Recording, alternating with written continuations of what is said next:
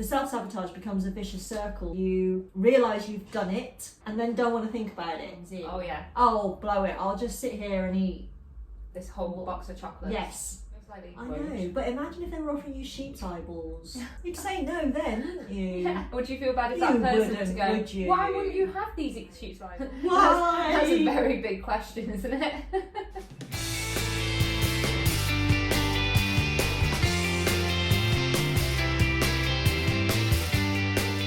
Hello everyone and welcome to the Power of 30 podcast, brought to you by the coaches of Curves Ilkeston. I'm Coach Sal. I'm Coach Danny. And this is your 30 minutes, your power 30 minutes, listening to us talk about motivation, health, fitness, nutrition, well-being, all of that stuff, all of it, getting stuff done, self-improvement. We cover a lot, and you can listen to us and do something else at the same time. It's beauty of podcasts. That's what I do. It is. Do you know, I actually do remember things I've listened to by the thing I was doing at the same time. It really does. Yeah, it really does. Yeah. Make it go in your head. So, Coach Danny, you've got today's topic. I do. Have you got a snappy title? No, I couldn't think of one. Shall we just use the general title? Yeah. Go on then. Sabotaging. Self-sabotage. Self-sabotage. Self-sabotaging. We're going to talk about that a bit today. Yes. And I don't think we're going to, which is normally the way of our podcast, talk about it in the sense that everyone expects us to. No, maybe not. So, yeah, where do we start? I don't know. I'm just imagining how good we look on YouTube right now with our matching glasses. Oh. Because at the distance of YouTube, yours are quite different to mine, but we're going to look like we've got dressed together today. I mean, same jumper, we may as well have done. But yes, self-sabotage. So I guess just knowing that it can happen both actively and passively is good to know. Okay. Do you want to give little examples of each? Of each? Yeah, just so people can recognise themselves in the active and the passive self-sabotage, because I think it's a big thing to admit that we all do this without realising, and this goes back to mindset and all of the stuff that we've talked about in the past. So I guess some active ones would be like self-criticism, making excuses. Well, that one could fall into both, I think, making excuses, because you could knowingly make the excuse, or going back to one of our earlier podcasts, excuses versus reasons, it could be passively. Not having your goals match the actions that you're taking. Okay, like avoiding the actions. Pretty much, or just having weird ones that just don't actually lead you to what you want to achieve. Procrastination would definitely be a passive one. Mine. Procrastination. So is not planning passive or active? There's a lot of these I think fall into both. It just depends on at the time when it happens. Like, do you know you're not sitting down and doing your goal or your plan knowingly, or are you actually procrastinating and not doing the plan? Yeah. Well, I think it goes back to which part of your brain you're using, whether you're mindful and present at that time. Yes, so, that's it. So if you are, in quotes, actively avoiding doing the thing that you're supposed to do by doing other things, then that's an active self-sabotage. Yeah. If you literally forgot what you were supposed to be doing and got distracted by other things that were more attractive, then that could be considered more passive, because you just weren't being mindful about it. That's it, yeah. And then that, I think, I don't know which gives you the biggest pang of regret, actually. The remorse and the regret you feel at the end of the day. You get to the end of the day, or the last half hour of a day, or the last half hour of the time you've got available to do all the things you were going to do that day, and you madly think, I'm just getting into my stride now, because I spent 3 hours doing everything else except the thing I was supposed to do. Yes. Interesting. I also got one of like disorganisation, could be part of it. Yeah. Being out of focus, initiating conflicts as well. Oh. I know, that one surprised me. I was like, oh, but when you think about it, I guess it makes sense too. And then overindulgence. Yeah, that's all the examples I was able to round up. Okay, so why do we do it? Why? Why? That's a very big question, isn't it? I think the why is different for everyone, isn't it? Or would you say that everyone's got a similar why? I think we're avoiding the hard stuff. Yeah, I guess it could boil down to that easily. Just avoid the hard. Yeah, I think in the modern world of love yourself, you are worth it, it's easy to think that we self-sabotage because we don't think that we're worth it. But I don't think it's that deep. No. Because no, I don't. I don't doubt that does happen. Yeah, oh gosh, yeah. But that would be on quite a deep emotional level that we're probably not even really aware of. But I think it happens more on the surface because we're avoiding hard stuff, or the stuff that we feel is hard for us. Yeah. Especially if we see lots of other people seemingly doing it and making it really easy. Yeah, without whatever barrier or whatnot. And I think also a big part of it that we see a lot in the gym is a resistance is futile. Yeah. They kind of lay down and let let people railroad them into doing the things that are not in alignment with their goals. I think we find no really, really hard. We do. And like we're being rude. Yeah. So when somebody says, would you like a piece of cake? To say no, it's like, shock, horror. It's going to hurt that person's feelings, most likely. I know, but imagine if they were offering you sheep's eyeballs. You'd say no then, wouldn't you? Yeah. And would you feel bad? I was about to say, would you feel bad if that person was to go, would you? Why wouldn't you have these sheep's eyeballs? You'd be like, I don't want them. It's my birthday, have my sheep's eyeballs. You would definitely be like, no thank you. Unless you like them, which, but... I don't know anybody that likes sheep's eyeballs. Don't. And I used a family-friendly example there as well. Because I don't usually say eyeballs. I usually say something else of a sheep that you wouldn't want to eat. Yes. So yeah, I think there is that resistance is futile, and people find it really hard. I just found another one. Perfectionism is a big one, isn't it, as well? That leads to self-sabotage. Oh, do we have favourite? But it is. Yeah, it and is. And resisting change. There's so many. I know. I've just found my other points. Do you look further down the list? No, it's actually right below it, but I just didn't read it. They're the two that I didn't already say. So, yeah.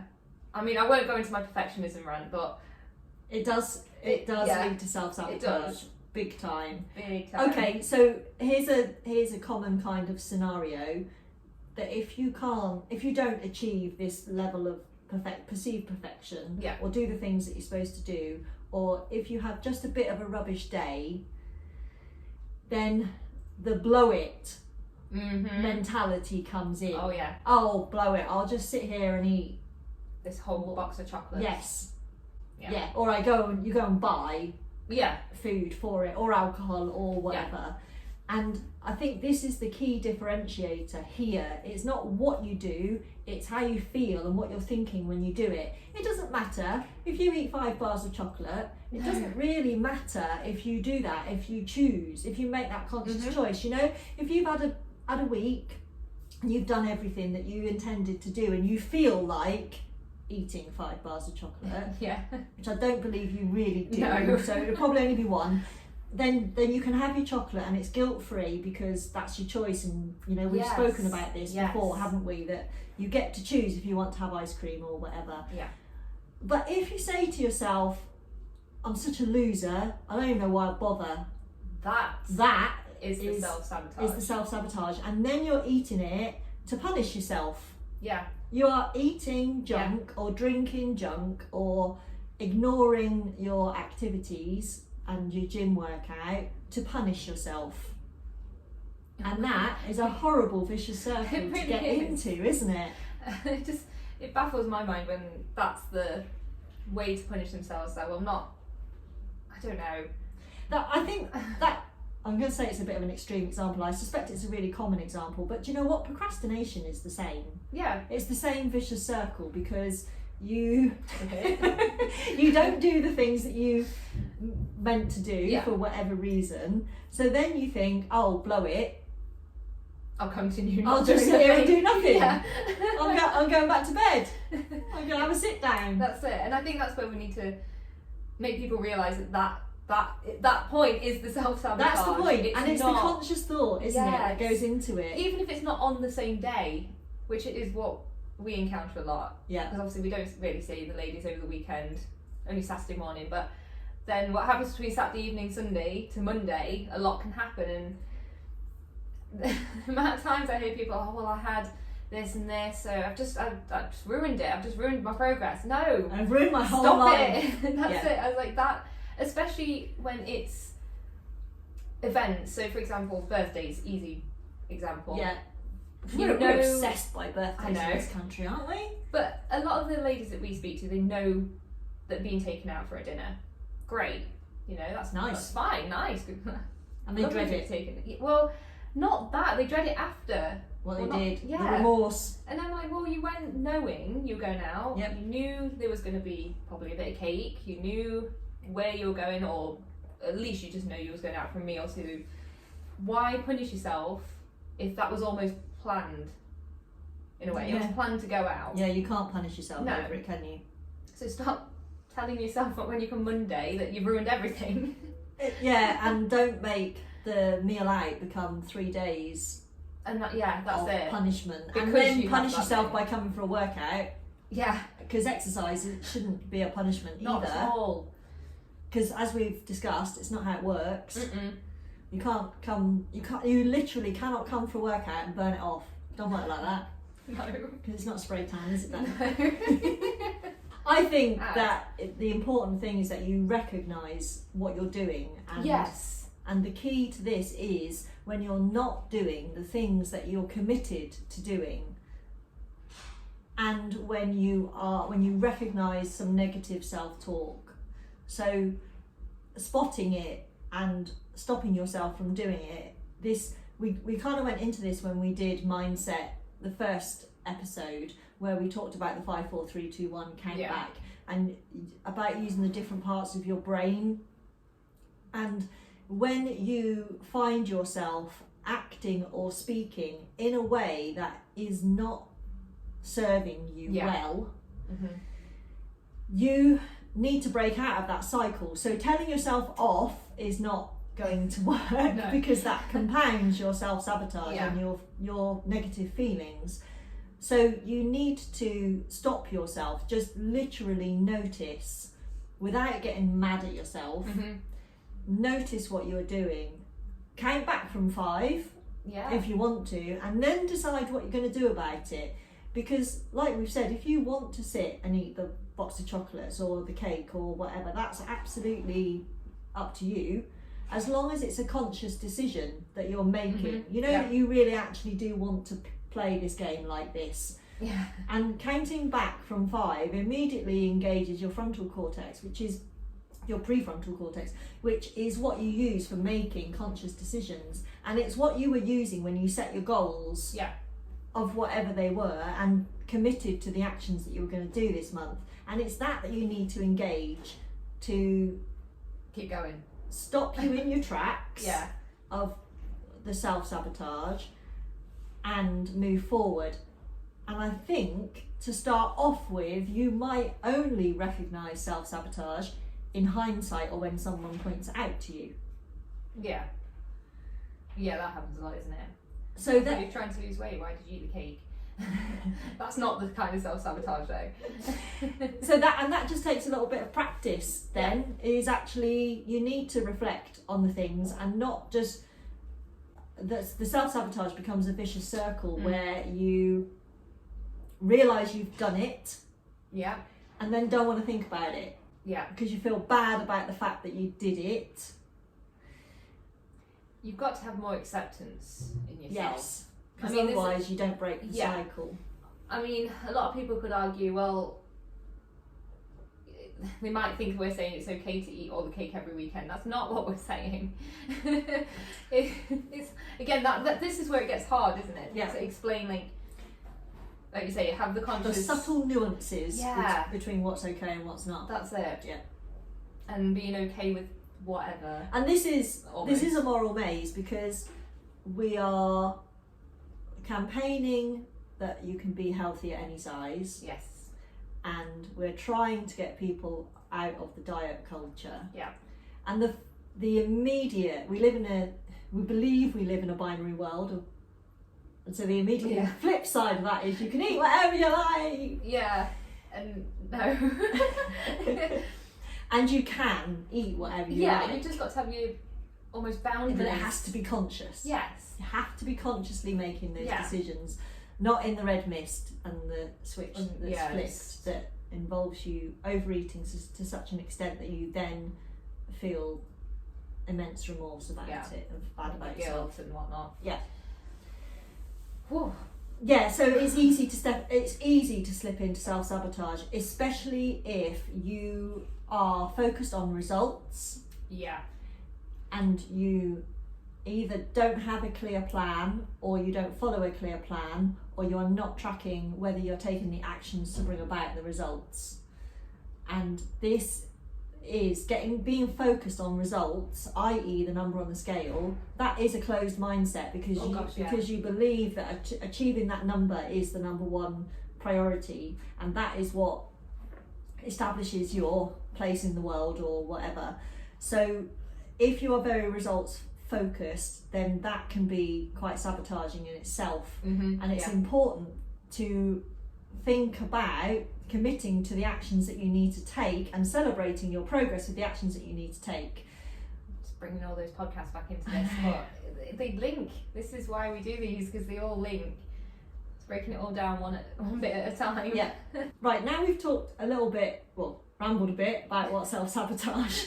I like to think we try might manifest itself as you've you've got a list of actual things that might help us to recognise self-sabotage, and I think this is really important because personally I am not prone to self-sabotage.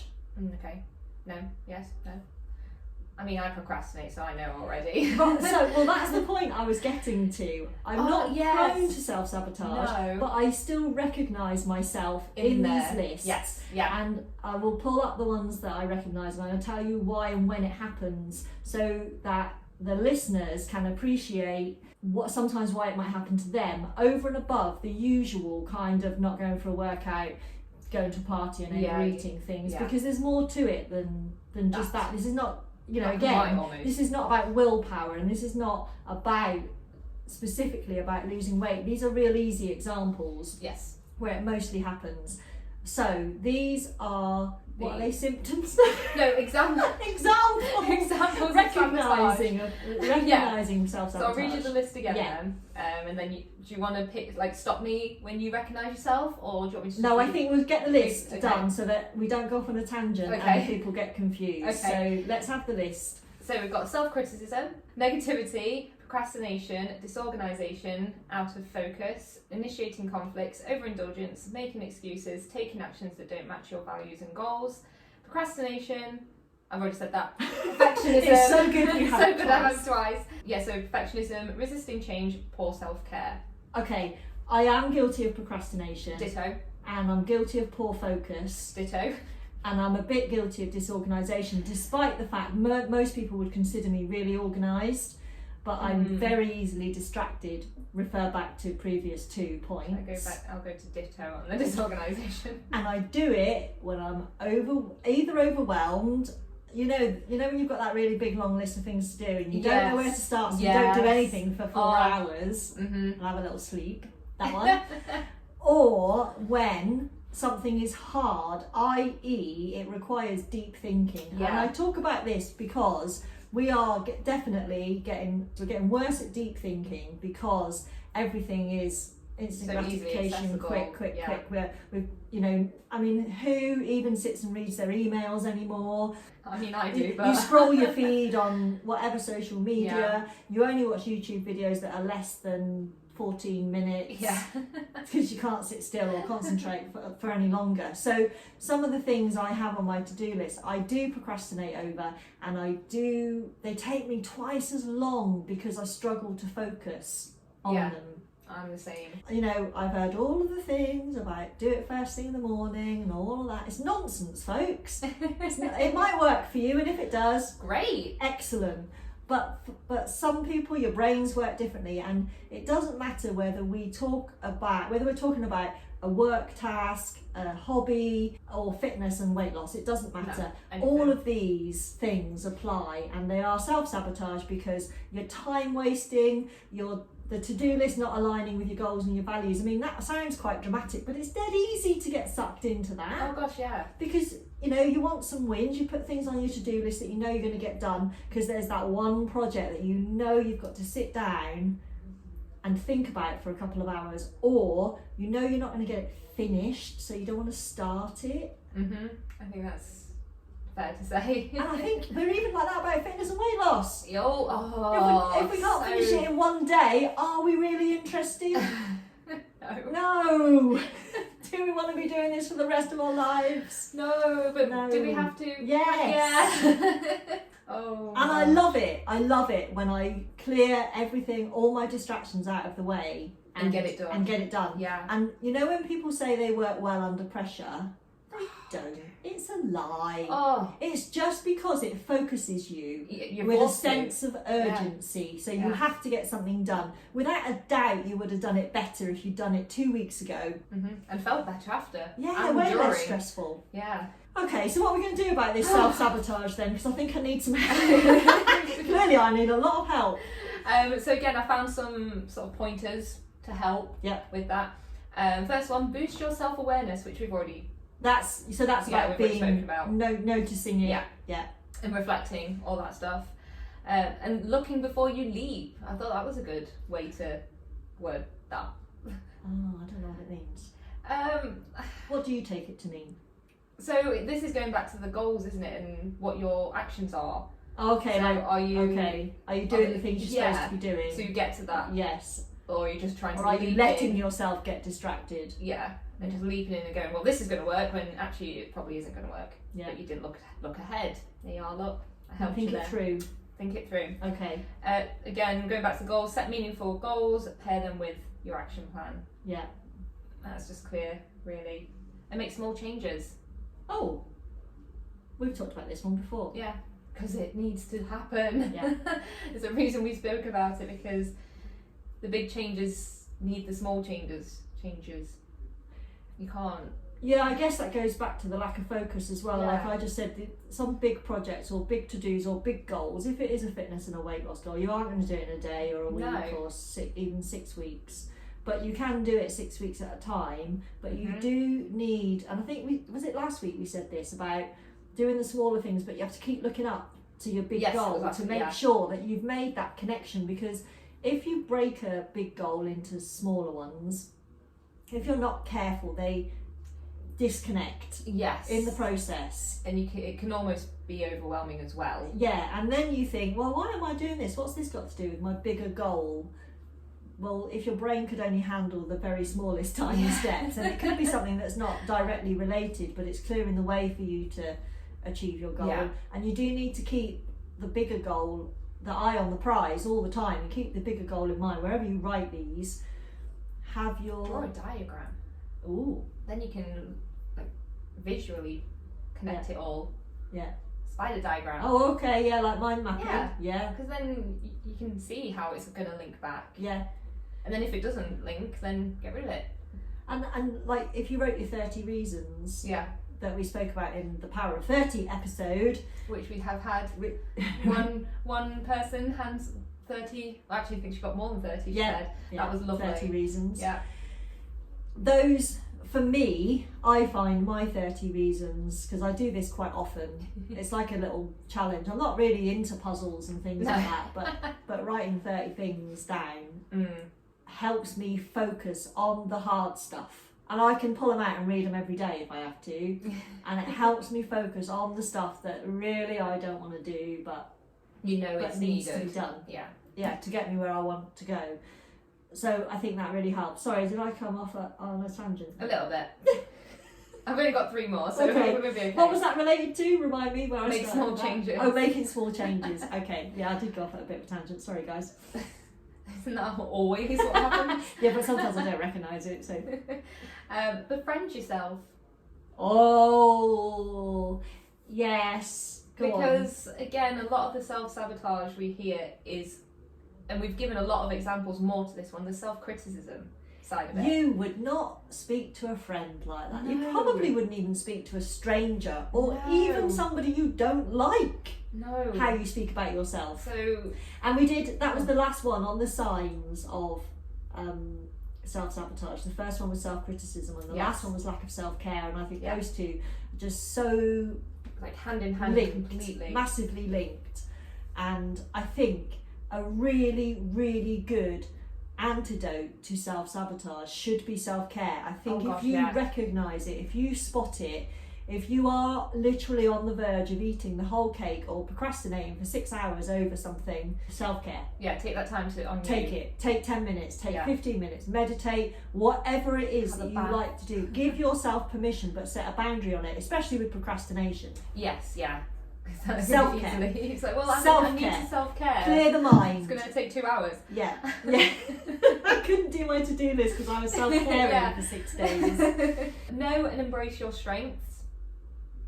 Yeah. That'll help. And then practice mindfulness. So that goes back to befriending yourself a little bit there. And meditation. Yeah. So there you go. Meditation is great. For so many things. For focus. Yeah. And procrastination. But yeah. I really need to get my meditation practice back. Yes, big time. Because I really notice when I don't do it after a while. And it, you know, it's been described, well, the only thing that got me meditating in the first place was like the gym for your mind. And I'm thinking, well, I wouldn't treat my body like I treat my brain, clearly. So I need to do something about this, having never, ever, ever managed to meditate before in my life on account of my short attention span. Then I notice when I'm not doing it, and I haven't done it for quite a while, it's like you're just not at your best. No. Just not as clear thinking. And it's a bit like when you stop working out, you don't actually know, well, you notice it initially and then you get used to it. So then you don't notice it for ages, and then you suddenly think, why do I feel so fuzzy? Oh, yeah, fuzzy. Yeah, that's fuzzy, a great I word. feel fuzzy, brain, mind, body, whatever. Oh. And it's because you're not doing the things that you should do. And meditation is really good for focus. It's really good for doing the hard stuff. It's really good for procrastination. It's good for self-care.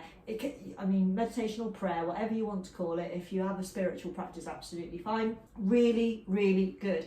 And I think it's a ding if you recognise yourself doing those self-sabotage things.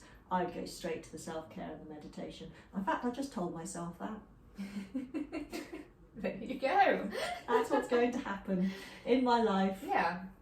Whatever it is that, just like you say, brings back that focus for you. I want to talk a bit more about being your own friend. Okay. Well, I want you to talk a bit more about it.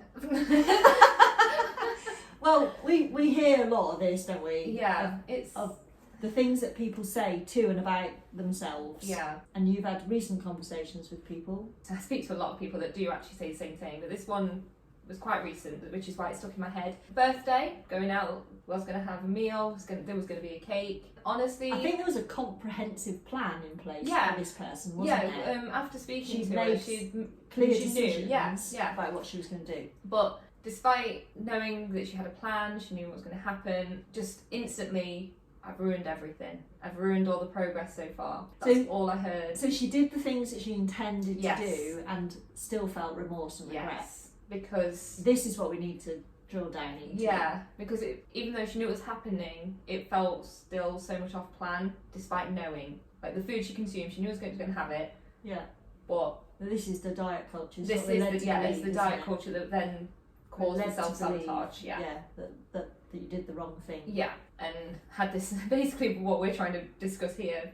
Conversation with us. And I think if you have a history of a difficult relationship with food and feeling out of control with food, even when you are making the plans and giving yourself permission to do this stuff, it's really hard in reality. So that actually, from our point of view, that was a really massive success for her. So successful. Because I'm so proud. she did the things that she said she was going to do and wasn't out of control with food. Do you think, going back to what I said earlier, that with me trying to reassure her that you had this under control and that it was almost giving her an excuse, it's okay to just do that in a way, and that kind of backfires, which is therefore what leads to the self-sabotage. What, because she blamed you? No, because I would have. Because it's almost like she's giving herself allowance to eat all the cake and whatnot. Do you know what I mean? It's really hard to explain what I'm trying to say. Are you saying she wouldn't have felt as bad if she hadn't given herself permission? Possibly. Oh really? Okay, yeah, could be. Because it's almost giving you a get out of jail free card, isn't it? The emotional reaction to doing that kind of thing is less in your control. Yes. And sometimes you don't realise it till afterwards how you're going to react to it. Which was the case in this And then way. she felt bad. Yeah. So you need to imagine if your friend came and said these things to you, and you need to speak to yourself like you would your friend. Yeah. And then you would apply the logic, and you would say, well, actually, you weren't out of control. You knew what you were going to have. You had a really good time. Now it's time to just move forward. Yeah, carry on. Do Carry what on. you were doing. Yeah. Because it's not going to hinder anything. And that's what what did you say? Being your own yourself. friend. Befriend yourself. That's what befriending yourself is about. It's not about letting yourself off the hook. No. It's about taking yourself through the process to reconcile your feelings about what you have done and identify Your win power. your win power. Identify your win power. Identify your win power, yes. And counting back from 5 is a great time for you to then imagine a friend. Just imagine any friend in that 5 seconds, and then go, right, if they were in front of me, how would I say, or what would I say? Yeah, have that conversation in the mirror if you have to. Yeah. High five your reflection. Have you done it yet, Danny? No. Oh, you're rubbish. Sorry. Okay, I've spoken to somebody that's adopted the counting back from 5. Oh yeah. And just said it just works. So much. Yeah, it just works. And this is about the fundamentals of engaging your conscious thought, not your subconscious. Just use it all the time, really. Okay, self-sabotage, tricky old topic. It is tricky. You've heard us for the last 30 minutes trying to discuss How are we self-sabotage. both procrastinators? No, I am. You are really bad. But I'm just lazy. I'm not sure if it's the same thing actually. I think mine's a mixture of laziness Mine's as well. laziness. It's not procrastination at all. Confession. It's not. It's laziness. At the flip side, I can be very good at setting a boundary and just going. Yeah. Not under pressure. I know I was for my videos, but going away from that. Other things I can be, right, this is what I'm going to do for X amount of time or whatever, and I can get it done. I'm very good in that way, but then I'm also a good procrastinator. Okay. It's funny, isn't it? It fascinates me what we do to ourselves. Yeah.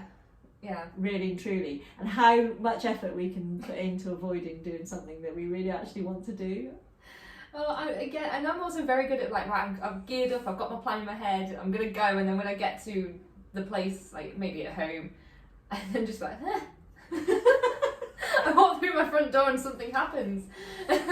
All the discipline gone. You're only disciplined at work with other people. Yeah. Oh, confessions of a coach now. Quick, let's change it's good for topic. them to know though that we're not perfect. Speak for yourself. I think you've already claimed you're not plenty of times. Plenty of times. Oh dear. But we do hear that a lot. It's like, well, you should be doing this because this. It's like, no, I'm just as imperfect. And we're still practicing. Oh yeah. Trying to do it's all the right. things that we're supposed to do. Okay. So anything else on your list before we wrap this up? Because we've dipped a toe in the water of this. Yeah, I think that's topic. covered everything I had as of yet. Leave us a comment, folks, if you're watching us on YouTube. Examples as well where you might feel that you. If you're listening on do Facebook, because our podcast is on Facebook now, although I can't for the life of me find it, so good luck. But yeah, it'd be good to hear what other people would consider their self-sabotage. Yeah, email us. We can discuss more. Yeah, cool. Right. Well, we got to affirmation clings. So they cling. They're not stickers. They cling by static on glass or metal. Order yours in our web shop. All the links is below. All the links are below. All the links is below. We just call them linksies now. Linksies. And you can find us on all the places. I'm just going to start saying that now. Yeah, all the places, all the social medias. Click like, click subscribe if you're on the Tube Review. If you're listening to us on your podcast platform, give us a like, give us a comment, share, a rating, subscribe, because we're on all these places. Come find us on social media as The Power of 30 or as Curves Ilkeston. And then we're an individual, but you don't need our names, you can find us. All the links are below to everything. and any other episodes we might have mentioned Yeah. today. Thanks for listening, folks. It's time for us to sign out. This is Coach Sal. And Coach Danny. Bye.